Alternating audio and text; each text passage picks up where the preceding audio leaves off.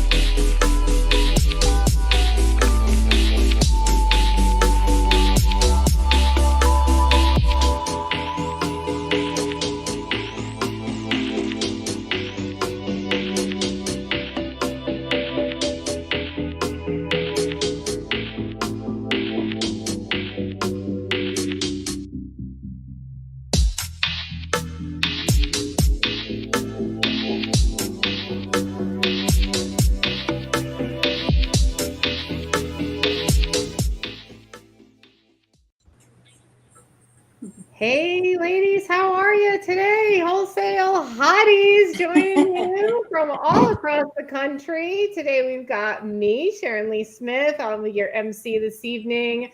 We've got Kate Gomes. We've got Monique Fell. We've got Donda Molnex joining us in just a couple minutes. And our special guest today, April Elias or Elias. How do you say it? Is it Elias? You got it right the first time. Cool. Awesome. Welcome, welcome. Glad to see you here. So tell us about you. Who are you? What do you do? Where are you from? What's going on? Okay, so I live in Delaware, and we are also building a property in Portugal. So likely I'll be spending more time there than I already do. So that's something that's kind of newer for us. And for the last, professionally, for the last, 20 plus years, I've been in talent acquisition. So it's executive search, basically headhunting. And I work for a management consulting firm in that capacity right now. And as far as real estate goes, I'm newer to real estate investing just the last couple of years. I recently completed a fix and flip that we received the cash offer on, which was super exciting after 7 days on market. Congratulations. Yeah, thank you. This time of year. Yeah. And so I was a little nervous about the timing of the listing, but it worked out perfectly. So that closes December 5th. We do our real estate investing as a team. There's just a lot going on. And a lot of the deals that we end up pursuing are opportunistic in a lot of ways. And they're just from networking. We do make calls, pull lists, make calls based on certain criteria and certain strategies and markets. But that's it in a nutshell. So is your house you're building in Portugal, is that the same one that you did sub to, or is that a completely separate property? That's separate. So we acquired a property 2 years ago, and it has 3 lots of land. It's 3 lots of land, and it's the immediate neighbor to my brother. So what took us to Portugal was essentially my brother, and his work took him to Portugal a little over 5 years ago. And so we bought the lots of land next to him once they became available. And it's taken 2 years to get this far just because of COVID and not everyone returning to work. And it's just a different pace of the way that you get things done in Portugal. So it's not fast. It was definitely a slower play than I realized when we started, but now we know a lot more and can move a little bit more quickly. So that's new construction of 3 houses. So our house, my brother's going to have a second house, and then we're going in 50-50 on an Airbnb because it's still it's a hot spot for short-term rentals.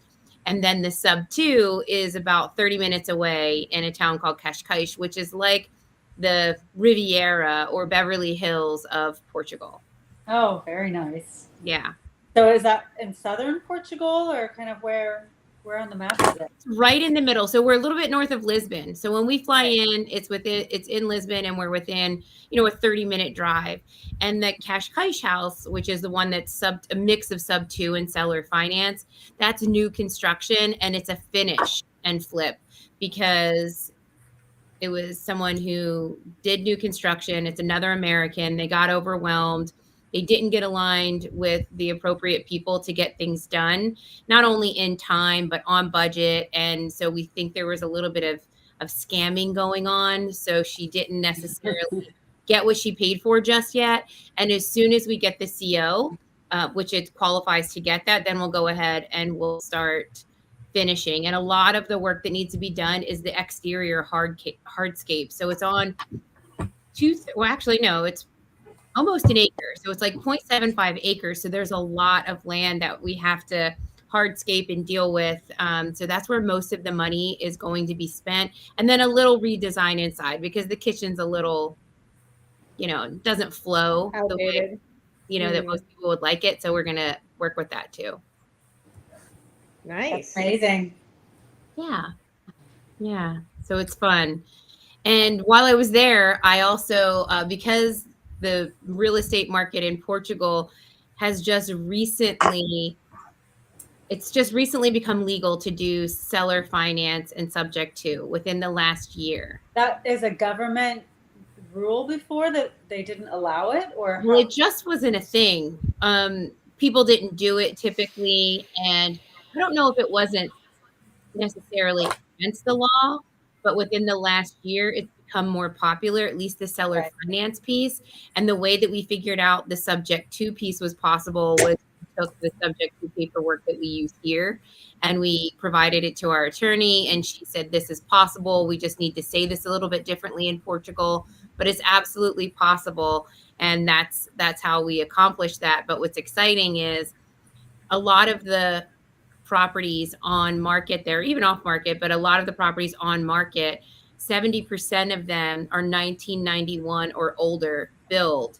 So there's a lot of opportunity to fix and flip and to revitalize some areas and to do some really fun projects. So I actually have an investor trip that I planned while I was there. I secured the venue, the transportation, and all of the attorneys, our immigration attorney, our attorney that handles our real estate stuff, also tax accountant to deal with worldwide income. And so all of these things are in place, and I'll be hosting that in April. So I'm super excited about that. That's amazing. April for April. I want to know more about that for sure. I know like one of my other friends in Astro, she and her beau, moved over to Spain and then got a 3-year digital nomad visa and then is just traveling around Europe for 3 years on the, and that it sounds like Portugal may have something similar where we can just go and invest and enjoy life. Absolutely. That's awesome.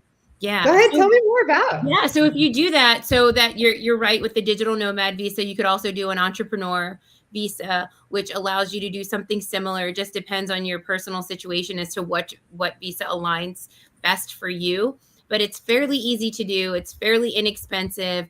And it's when you invest in any country in the EU. So there's 26 countries. Spain is one of them. So when you invest, like for us, if we invest in Portugal, say, we create a lot of value and we're able to have some income to do some other things with, we can do that in any other EU country. It'd be like if I made money here in Delaware and I wanted to invest in Florida, it's similar to crossing state lines. There are some nuances, but in general, that's what you can do. So I could take that money and I could say, I would really like to buy a place in Italy, or I'd like to buy a place in Greece, Germany, wherever. There's a lot of places that you can expand to within the EU countries and move about pretty freely with the visa, wherever you obtain the visa from, whatever country you obtained it from. And do you think there's opportunity in every country for sub 2 and seller finance, or is that specific to Portugal? I only know about Portugal and the other countries that I'm exploring at the moment, just because we have boots on the ground and people who are citizens of the country. Are Greece is one of them, because it's very easy to get 360 water views in Greece because there's just so much water surrounding like island type of land. So the other thing is it's much, it's a lot less expensive in a lot of ways. So you could really create an amazing space or an amazing type of either retreat or vacation home or a full-time home, whatever it is that you'd like to do. And then the other one is, Berlin, Germany. And the reason for Berlin, Germany is because there's actually another student in sub 2. It's a father-son that they have dual citizenship in Germany and in the US. But now they're living in Germany because the daughter is going to school in Berlin, and it hasn't been completely brought back since World War II destruction. And since the wall fell. Yeah, there's a huge population. There's a lot of demand, and housing is an issue, and affordable housing is an issue. So we're exploring that kind of passively and opportunistically as things come up. And then the other one's Italy, just because I haven't had a bad meal in Italy, and why not? Dude, I have Sicilian heritage, and I love to move to Italy. Donda, you had some questions. What's on your mind? Yeah, well, I'm just curious, being a foreigner investing being an American investing in a foreign country, I know you can't buy in all the different countries. So it's really interesting to hear about Portugal, that it allows us as U.S. citizens to buy there. What are the tax implications, though, as a citizen? How does that work when you're, I just know, Pace's one of his friends, Jerry Norton, he moves to, what is it, guys? Puerto Rico? Puerto Rico. Yeah, for the tax. Is there tax benefits for you, or are you living here in the States? And how does that all work? Do you have any? I live here in the States full time, and I'll continue to live here in the States full time. It's just I'll have longer, more extended trips in Portugal. And so the tax implications, I should say, I don't know that there's necessarily advantages, but for instance, my property taxes are super low right now, and they'll continue to be. And if you're earning income in both countries, you have to consider your worldwide income. So you need to make sure that you have an accountant here in the US. So my US CPA, and then also an accountant they don't have CPAs in Portugal, but an accountant that has that international experience, which they typically do because we're so close to Lisbon, and just there's a lot of expat activity and things going on, and a lot of them are US citizens. So it's easy to get access to resources that you need. A lot of major law firms and accounting firms, they're just right there in downtown Lisbon, just like the big fours, all of them are there. So you have access to the things that you need to make sure that you get the appropriate tax strategy for your situation and tax advisory, which is super important. And there are ways to, like, well, what's interesting about Portugal too is there are ways to, instead of like here, we have to do something with our real estate income in a fairly short amount of time. Depending on the situation, you could take up to 36 months to do something with that same income. It just depends. Nice. And each individual property and situation is considered, there's just different potentials for it. And the thing that I do like about creating appreciation in Europe is, 200,000 euro is basically like 250,000 US here. So if I create 200,000 in euro, when I go to cash it out here, it just adds a little bit more, and it can offset some of The those exchange costs. rate is good. Yeah. Situations.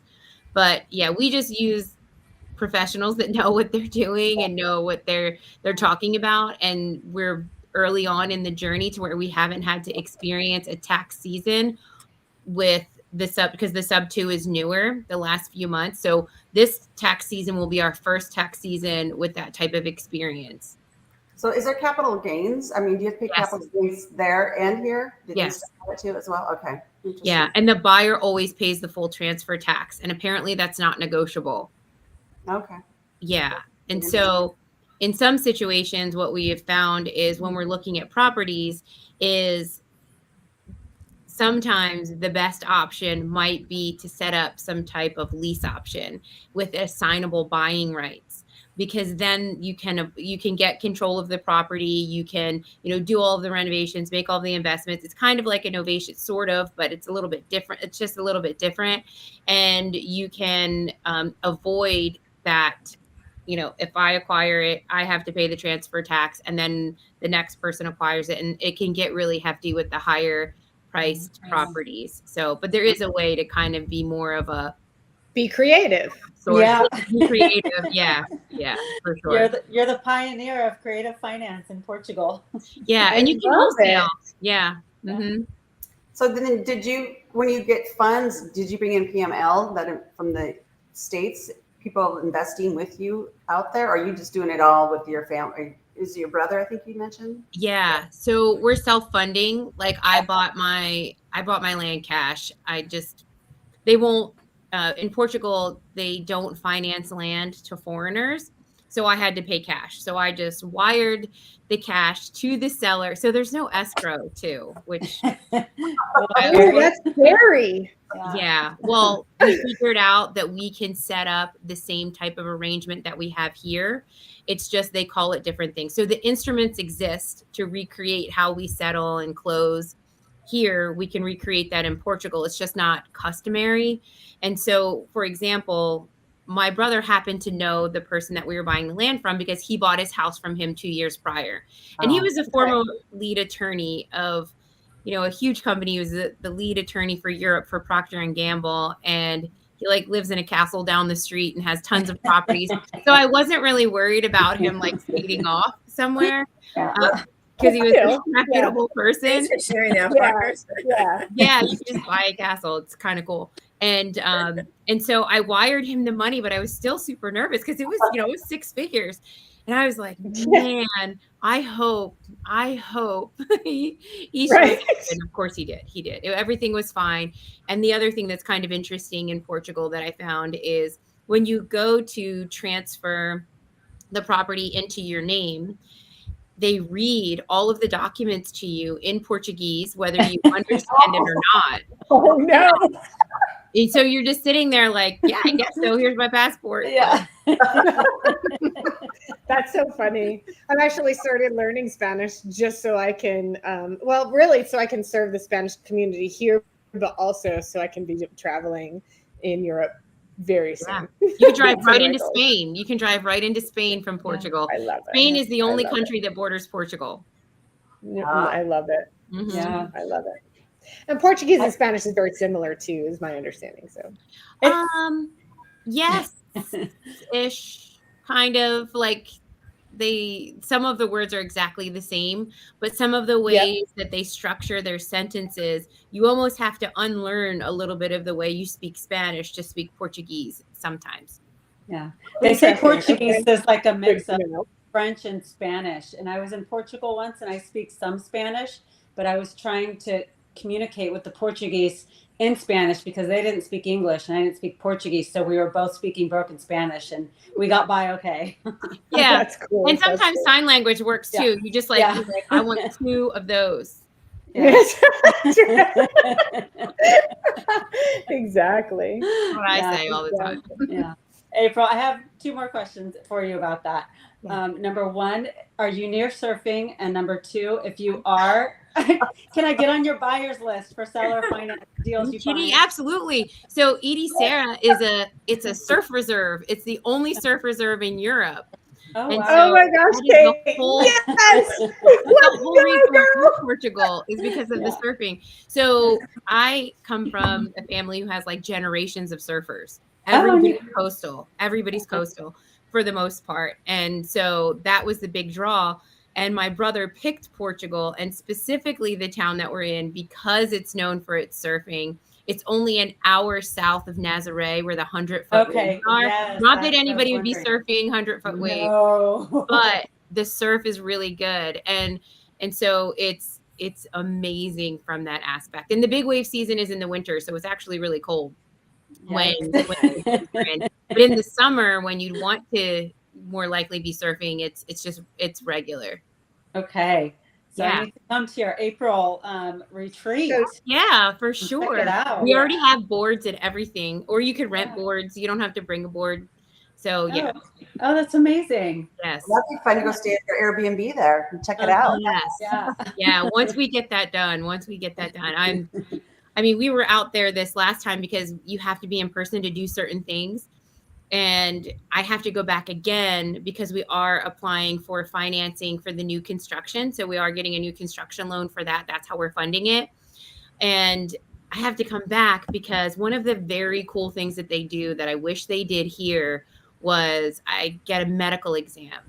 And when I get the medical exam, they take a life insurance policy. Well, my husband and I both, we have to get a medical exam. They take a life insurance policy out on us. And in the event something happens to us, the bank cashes in the life insurance policy, pays off the loan 100%, and the property automatically goes to my kids. Just automatically. Nice. Easy peasy. Yeah. How often do you do that medical exam? I don't know. That's a good question. Wow. They do only lend for a certain amount of time, like, so based on your age. So they do 40-year mortgages, but I'm too old for a 40-year mortgage. So would not give me a 40-year mortgage. Well, we're old enough. I mean, that's so funny. Seriously, they base it on your age? Oh yeah. No way. I think I only qualify for like a 25-year mortgage based on their standards. And so well, you are not old either. Well, they're just like, you know, the way that they approach everything is really interesting because it's almost like we've got it wrong in a lot of ways because they prioritize culture, they prioritize family. And like, for instance, the finance office, which is the place where you can like go pay your property taxes or anything that you owe for that type of bill. And they were just straight up closed Wednesday and Thursday and Friday. No reason. They were like, we're just not coming in. And that's just, and government offices, everything.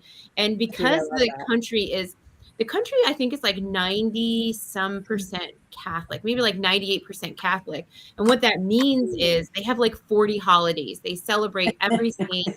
Each town celebrates a different saint and or some of the same, but it's very festive year round. So there's a lot of food, dance, culture, just really cool things going on all the time. Just fun all the time. Do they drink like the Irish?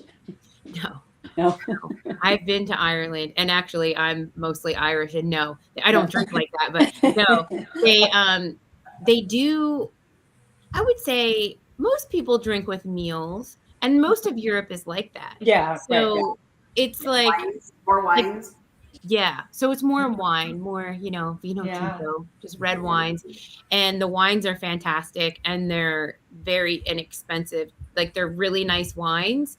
And like you go into the grocery store and you see wines for like €2 and you're like, that's a headache. Like that looks like a headache. And it's not. It's nice. There's no preservatives. And it's just a little bit cleaner and you don't have all of the yuck feel. I guess you're going to be bringing back wine for all of us, huh, April? Yeah. Yes. Yes.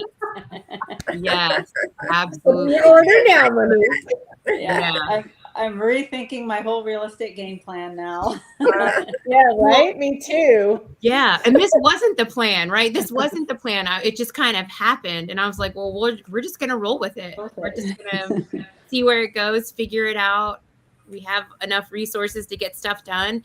And so you asked a question earlier about investors in Portugal and how, we were getting the funding for that. So for our Cascais, we do need €200,000 to finish and then flip it. And so what we're in the process of also doing is working out how we can make sure everyone is protected. So that's how we learned that even though they don't really have like title and escrow in the way that we do it, they do have those instruments, like I said earlier, to where you still do title like we would, and then you set up, they call it a trustee account. So it's an attorney trustee account, and you can set the similar rules up, like escrow instructions. And they have promissory notes, they have deeds of trust or mortgages. You can put all of those instruments exist and you can pull them together in a way that protects you. And I'm also further exploring if there's an agreement between two Americans, can they cross collateralize a U.S. asset? And it looks like the answer is yes. So if I said, hey, I would like 200, do you want to partner with me on this as a PMP or a PML and send me 200 or 250,000 that I'm going to, deploy for a European finish and flip, but go ahead and cross collateralize something that I have that has value that would keep you covered. So it looks like that's a possibility for sure. That's amazing. Awesome. Yeah.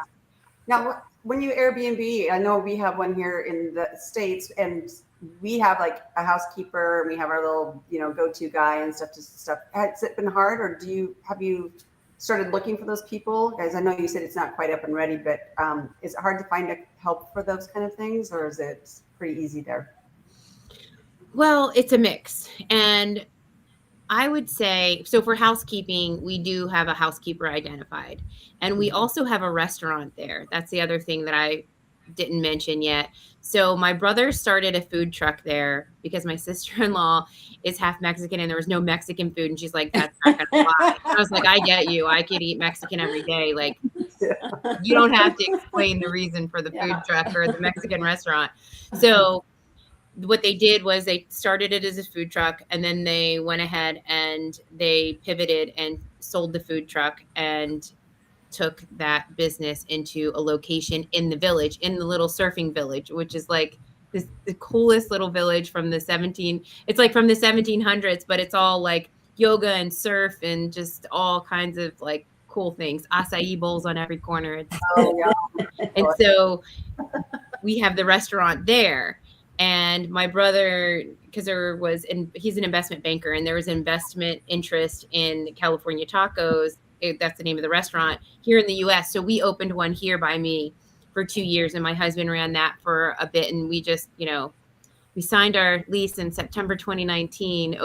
We're supposed to open in March 2020, which didn't happen. No. Didn't open till like November. We took a huge hit on that, and it's just because it was COVID, and we just made some mistakes with purchasing the kitchen instead of leasing it and all that kind of stuff. But anyway, we buttoned that up and said, we'll just double down on the Portugal restaurant and maybe open one in Lisbon too, because that could be really successful. So I say all that to say, it's kind of been a challenge getting staff for the restaurant. But my brother has someone who does his pool, cleans his house, washes his windows, things like that. And so he has a little pool of, kind of staff to do things like that. And because the properties are an immediate neighbor to my brother, he's boots on the ground all of the time. And my sister-in-law's there all of the time. And my niece and nephew, who are both adults and they're both married, they're young adults. My nephew married a Portuguese girl, which is great because if we need to get any traction with Portuguese services or whatever, and they're like, we don't like your American accent, which is totally possible. We just have them go in on our behalf and get things done. So we have a lot of that already kind of in place. And I don't see any issues with being able to find that type of staffing support that we need to keep things like running and smooth. Oh, that's interesting. Yeah.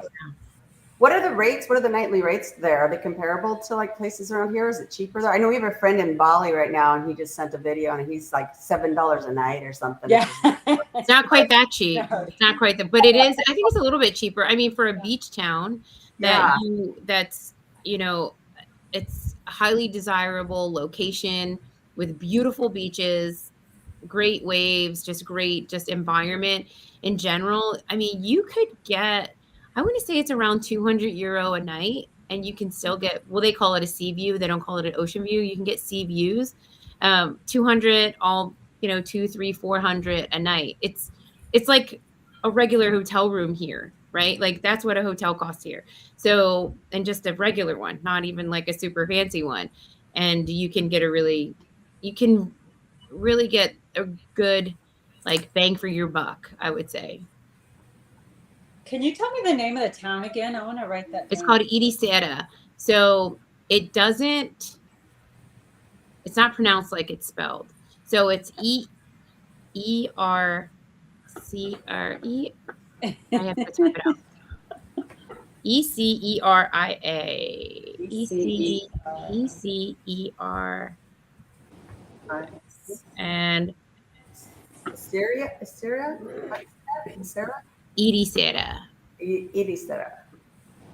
But ECERA. It's like Eric. ERIC. It's like Eric. ERIC. Oh, okay. Yeah.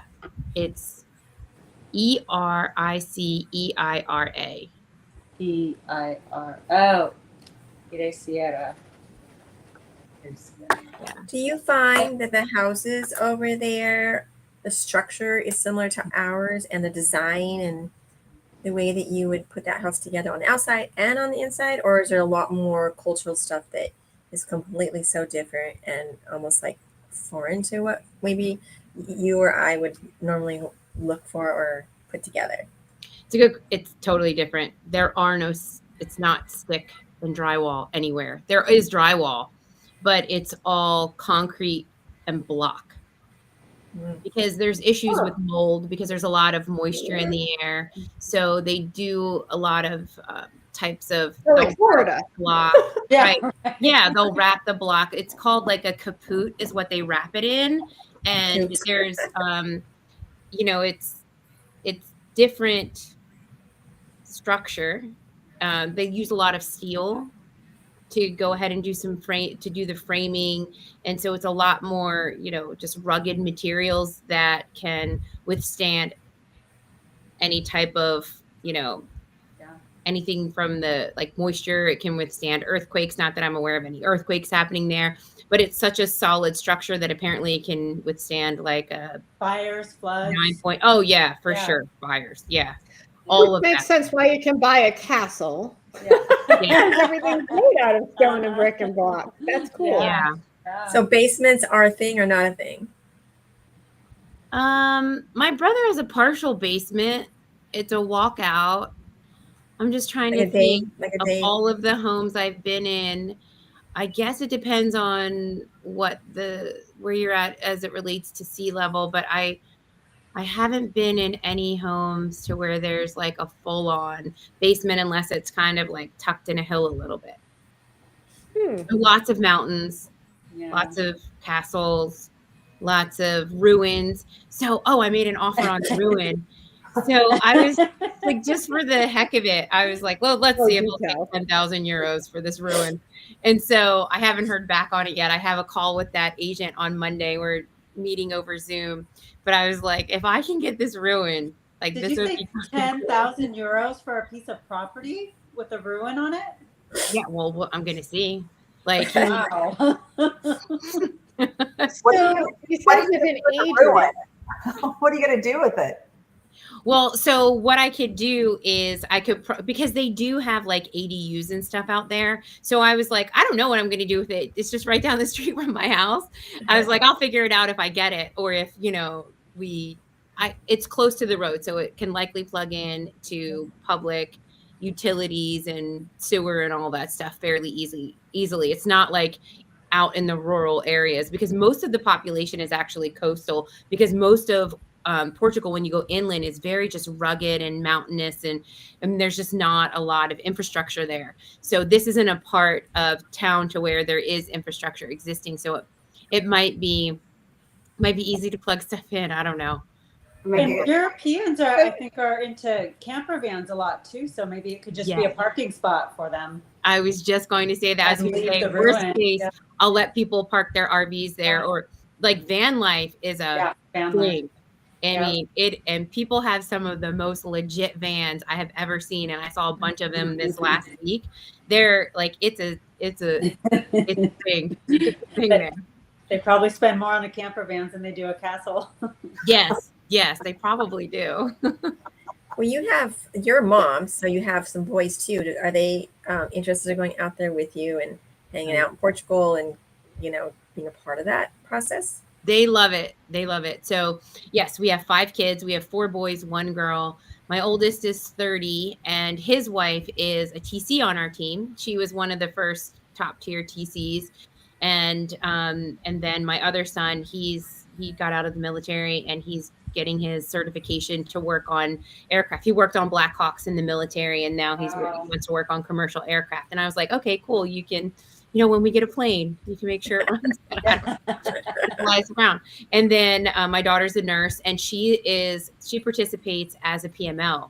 So she participated as a PML on the flip that I have with Pace that we settle on December 5th. So she is one of the investors in that, which is great. And she's all excited and can't wait to get into her next deal, because, she lent money out and she makes, a good amount of money back, lending it out for a short amount of time. And now she's like, I want to do more. So that's exciting to see. And she didn't have to lift a hammer or do anything. She was just like, put my money to work. Like, I like it this way. And then my 2 youngest boys, which are 19 and 20, they are both in the business with us. So my 19-year-old, he's evolving to figure out real estate to help us with our social media. So he'll be our social media channel manager. He does good on YouTube already, and he's monetized, but it's getting him to understand and be able to help with the content around real estate. And so my 20-year-old actually does calls. So he calls agents and he calls sellers every single day. So he's one of our lead sources that helps him. We're looking at 3 properties tomorrow as a result of his efforts. And then we're also looking at a portfolio of 9 properties that are local here, just local to my house. And so it's a result of his efforts for sure. And then he made friends with Jerry Norton's son. But my 2 youngest boys made friends with Jerry Norton's son, Johnny, when we were at community camp in July and at Pace's house. So cool. They became friends, and then they have their own little accountability Zoom I don't want to call it little. It's a Zoom. It's a Zoom that they have that they recorded as a podcast. Yeah. And so they round robin call sellers, and they crack jokes, and they just talk about what happened on the call, and they'll say things like, I know I got that agent when she's calling me honey, and they're funny. And all you have to do is have 5 kids, and you have a built-in business there. April, where do you live? I think I missed that at the beginning. Sorry. Delaware. Oh, Delaware. Oh, okay. Yep. Yeah. So I have access to a lot of airports. Yeah. How long is it like for you to get to Portugal? So on the way, so I drive to Newark, New Jersey, because I like to fly out of the New York area, because there's a lot of flight options. It's a lot less expensive, and I can control my destiny. Because if I flew out of Philly, it always has a layover, and I'm like, man, I don't want my luggage to get lost. So we do the direct flight from there. And I just want to control my destiny for those 2 hours. Yeah. And so it's about 6 hours and 45 minutes on the way there. It's similar to if I fly to LA. right? Oh. So it's 6 hours and 45 minutes there, straight into Lisbon. And then it's a little bit longer on the way back just because of the, the wind, stream Right. and the wind and stuff. Yeah. But it's all ocean. It's a total ocean flight. Right? That's So not bad think though. about being in a little tiny cabin No. going over the ocean for 6 hours, 7 hours. Didn't I hear something about a property you invested in that gave you quite a large return? Yeah. Can you share that story with us a little bit? Yeah, that's the log cabin. So that's the one that we close on December 5th. Now, again, that was opportunistic. And it's so crazy because all of the things that end up being just really great deals, all of them are by water. And I didn't say, oh, let me pull this list and find this log cabin on the water. It was just, again, it was just through conversations, and we got this off market. And so we acquired it for $300,000. And it's in a community that has deeded water access, like private access. So you get a private beach, you can put your boat there, there's a dry dock, all the things. And it's on 3 acres. And it's a very small HOA. There's only 6 homes in this particular area. And it's highly desirable, but it's part of a larger community. But it's highly desirable stuff, almost never goes on market.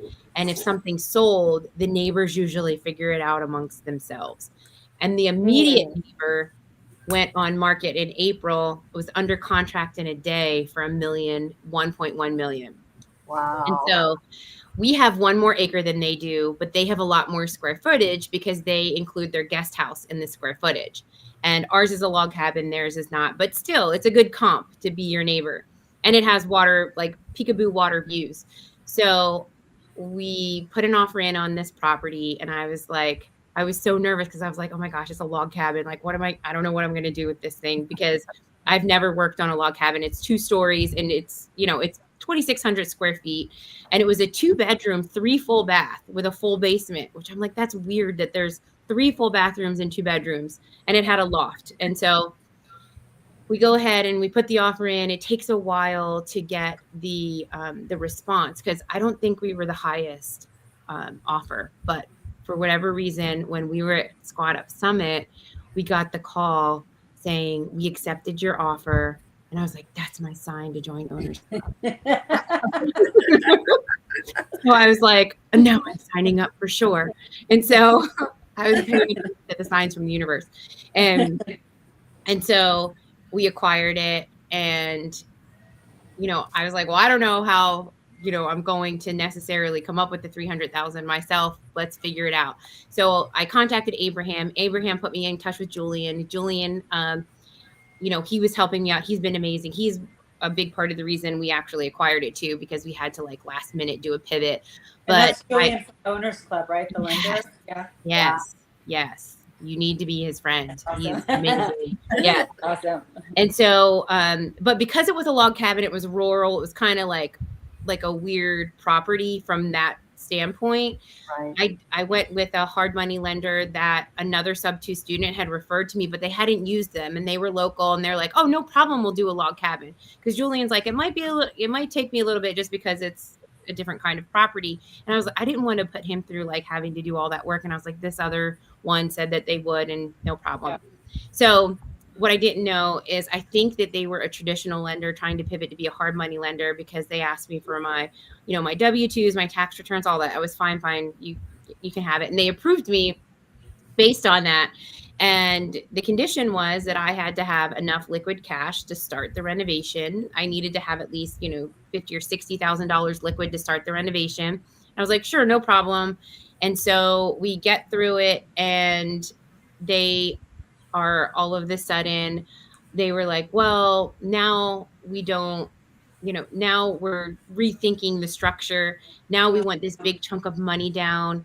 And I was like, what? And they're like, yeah, we need $164,000. Oh, nice. I was like, are you kidding me? And so, but it was already through the process, a good part through the process. And that's very unusual, right? Normally when you're 2 weeks in and you've given them all the information, they don't change like that, right? Yeah. Which is, and Molly's like, they're very elementary. She said, I've never worked with any hard money lender like this. And so I had to pivot. And so my husband was like, well, just ask Pace if he's interested in the deal. So I did. And he said, run it by Bo and Molly. Spoke to Bo and Molly. They're like, sure, we'll do it. And I was like, okay, cool. Let's go. And so Pace is my 50% partner on my LLC. So I added him to my LLC, added him to my checking account, all the things, because I opened a new LLC in Maryland for this property specifically, because I didn't want to do the register as a foreign LLC in that state, and because the taxes between the two were just too much. So it was just easier to do that. And so we go ahead and they're like, okay, I let them know that Pace is now my 50% partner. He's going to be the one bringing the 165 ridiculous amount to the table that you're asking for on a 300,000 acquisition. And I was like, I still have my renovation, liquid cash, and we can go. So they're like, all right, well, send me your new operating agreement, send me your JV agreement, send me all these things. So I sent them, and they're like, okay, well, we really don't like that, Pace is, because he gets 50% of the profit, which is totally fine. And he also gets 12% on the 164. And they're like, well, and it also, we really don't like that he's going to hold like a silent second, because he said he's going to have a second position and just not record it. And so I was like, what do you care? Like, you're in first position for 25% of the, like, what do you even care? Like, they're very elementary, like you said.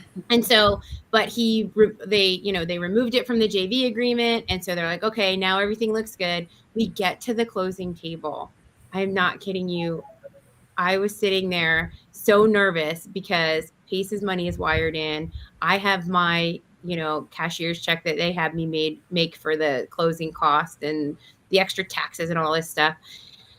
We all signed. So there are 3 heirs. There's 3 people in this that have already signed. One's a mobile notary. 2, I'm sitting across the table from. They're handing me keys and doorknobs that they bought, and this special painting of the log cabin, when it was like all of this like memorabilia that's associated with the log cabin, and they're beautiful gifts, right? And I'm like, oh my gosh, because I knew that the hard money lender had not sent their money yet. And I was sitting there like, are you kidding me? So I'm texting them. They're like, send me the septic inspection again. And I'm like, what? Oh, no. I'm sending these things. And then like an hour goes by and we're all sitting there and I'm like sweating bullets. I'm like, oh my gosh, what is going to happen?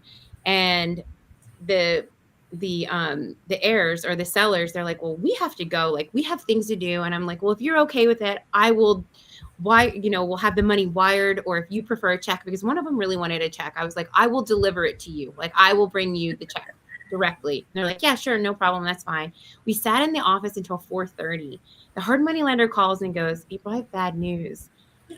We're not going to be able to do this because we can't unsee that Pace's intention is to hold a silent second. Wow. So, oh my gosh. Second. And so I'm sitting there. I felt like I was just absorbing all of in the entire room. And I didn't want to startle anyone. And it was just me and then, the title and escrow person. And then my daughter was sitting there too, because she participated as a PML. And I just hung up and I was like, I said, it's not going to happen today. I said, but I have 24 hours because, before this, I had to extend the close of escrow because of the hard money lender asking us for all this stuff, right? And the sellers were already annoyed, and something told me to ask for Friday. I was like, let's just extend the close of escrow to Friday. They're like, no, we really want to settle on Thursday. I don't want it to be drug out again. Let's settle on Thursday. And I was like, well, it's the end of the week. Like, I insisted on Friday. And I don't even know why I insisted on Friday, but I needed till Friday. And so I sat there and I said to, Patty at Title and Escrow, I was like, well, unfortunately, they're not going to be wiring the money. I was like, we're just going to have to pick this up tomorrow.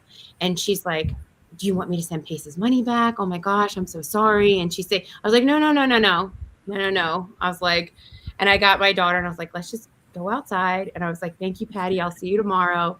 I got in the car. The first person I called was Julian. So I called Julian. I mean, I let Bo and Molly know. But I called Julian and I was like, oh my gosh. I was like, this is what happened. He goes, no way. He goes, well, I did have $200,000 for you, but since I thought you were okay, I, it was 100 of it was deployed somewhere else, but I can get you 109. I was like, cool. And I was like doing the math. I was like 109 paces, what I have liquid, because Bo and Molly were just like, just worry about acquiring it and we'll figure out the renovations later. And I'm like, okay. So Julian coordinated Roni and Owners Club and she just went ahead and wired the 109,000 right on in. And so we were able to close the next day because Julian helped me with Roni. I'd met Roni at Scottsdale. Well, I actually met Tracy, her sister, and Roni was always talking to someone else, and then session starts and you don't get a chance to speak to everyone. So I indirectly kind of met her. And so I was just like, oh my gosh, if Julian didn't make that call and if she didn't come through and do that, we wouldn't even be sitting here talking about this particular project. And so then we acquired it. And Julian's like, no worries, maybe we'll refinance, we'll figure something else out. And I was like, okay, no problem. And straight away, it was just a little bit difficult because it was a log cabin. And I was like, man, so then I was like putting my pitch deck together. I got a crash course in raising capital. And so I called Tigger and I was like, Tigger, can you look at this? What do you think of this? And she was like, yeah, let me take a look. And then the next day she was like, I think I have the money because I needed 150,000 for the renovations. And so then Tigger hooked me up with Danny Perez, who's also in Owners Club. And he and I had a Zoom and he's like, yeah, April, I'll fund this project. And I was like, oh my gosh, but it took several weeks for all of that to come into play. And so then he funded the renovations. We completed the renovation. We completed it on time. I came across some things in a log cabin because it's different, but it all ended up working out. I mean, there were some really long days and some really crazy hours and just crazy things we did to hit the mark. But here we are. It's listed and we got an offer within 7 days of being on market for 750,000. So we acquired it for 300, 150 in reno, and now we have a 750 all cash offer, waiving an appraisal. Amazing! What an amazing story! That's such a great story. Yeah. It is a great story because number one, that is real estate. People think, oh, you buy a house, you just renovate it and sell it. It's always there is always something that you're going to deal with. It seems like I just don't know of anything that goes just peachy keen. Yeah. That goes to show the power of networking and the power of joining an investor group. Right. So it never would have happened. It never would have happened without everyone's partnership. Like never. Yeah. So I'm just thankful that they were just willing to take a chance and not working with me before and not, just kind of having that in-person meetings that we've had and stuff. Yeah. So that really went a long, long way. And I mean, it's not lost on me because Pace was half my partner that helped too, but it was, it's still a risk. Like, oh yeah.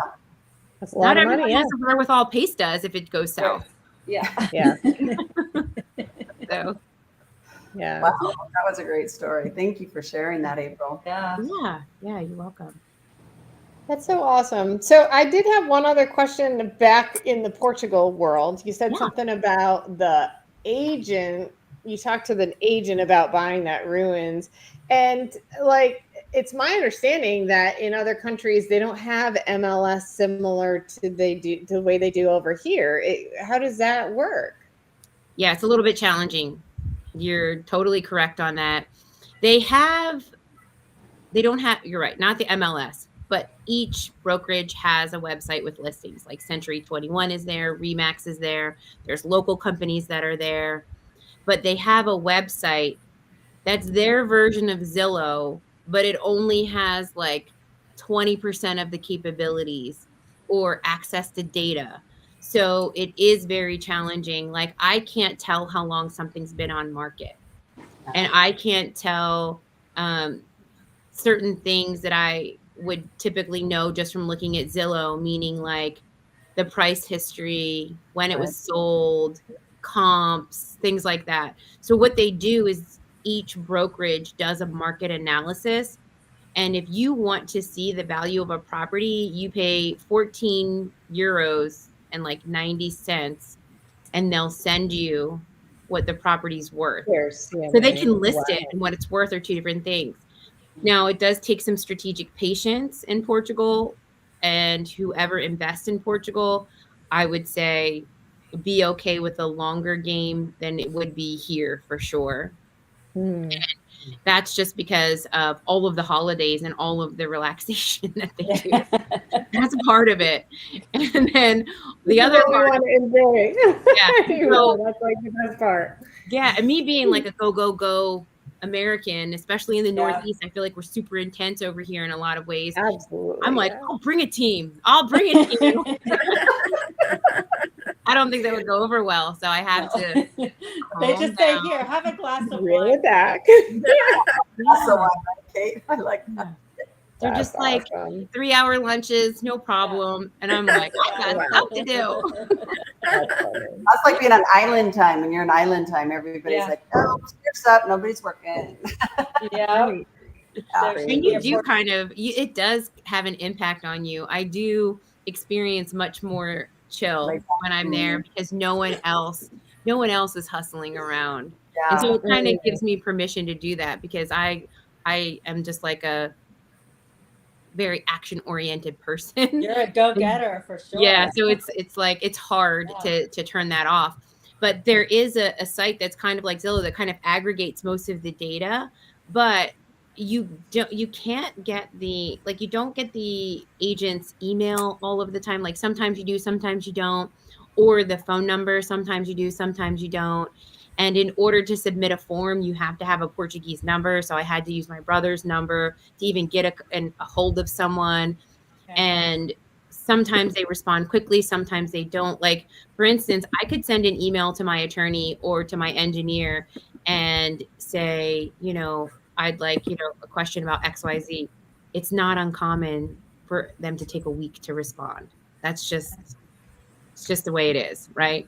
Wow. So, what's the rush? And the agents are like a perfect business opportunity for a software development company to step in. Like Privy. Hey, Benson, are you watching? Sounds like a good idea to me. Yes. Listen, ladies, it's 8:00 and I hate to cut you off. April, this has been amazing. I would love to have you on again sometime. I'm sure the ladies would too. I am just floored with some of this information about investing in Europe, especially in Portugal. It's certainly opened my eyes to a lot of things I would have not thought of before. Yeah. So thank you so much for coming on and sharing your story. And ladies, anything else before we cut out? Well, is there anything we can do for you, April? That's what are you looking for? And can we send people your way? And what information, do you have a YouTube channel or Instagram that people can reach out to you? Yeah, so it's easy to find me. I'm at April Elias on all the socials. So Instagram, I'm really not on Twitter, but Instagram is probably the easiest way. And I do have a YouTube again. It's April Elias. And what I'm looking for, I don't know. It's changed. I guess maybe if somebody I was thinking of maybe like setting up a fund and figuring that out to invest in Portugal. So if somebody has access or resources or knows who I can talk to about that, to explore that further, that would be super valuable for me. Great. Awesome. Yeah. We'll see if we can get Catherine connect. She's supposed to be on next week with us, right? Yeah, that would be great. That's a good idea, Donda. She's a money gal, so maybe she'll have some ideas. We can ask her then. I love that. And are you looking to people to come to your event also local here in US? Yeah. So, to my event local in the US? Sorry, I meant your event that anybody local in the US you want to go to Portugal or Portugal. Yes. Or yes, I am. So I've completed my itinerary, my whole business plan for it. And so, but it is a super small group, and it's a super small group of just 8 total. And that's so we can get in and out and really have a good experience in Portugal, because it's hard to roll around. Even it's hard for me to roll around with 5 kids. It's difficult to get into places. So it's I want everybody to have a good experience, but enough people to bounce ideas off of and brainstorm and ask questions. And so yeah, absolutely. And I'll be putting putting more information out about that, or people can just hit me up directly and we can have a one-on-one conversation and I can go through what they can expect out of the experience. That's amazing. Thank you. Yeah. Awesome. And do you know how to say thank you in Portuguese? Obrigada. Oh, that's right. Obrigada. Mhm. And if you're a guy, it's obrigado. Obrigado. You use an O instead of an A. Yeah. Yeah. Thank Nice. you. Thank you, obrigada, for coming. Yeah, obrigada. Thank you. Thank you. Bye-bye. Thanks, All right, April. ladies, have a good night. Thanks, Thank April. you. Next week. Bye. Bye.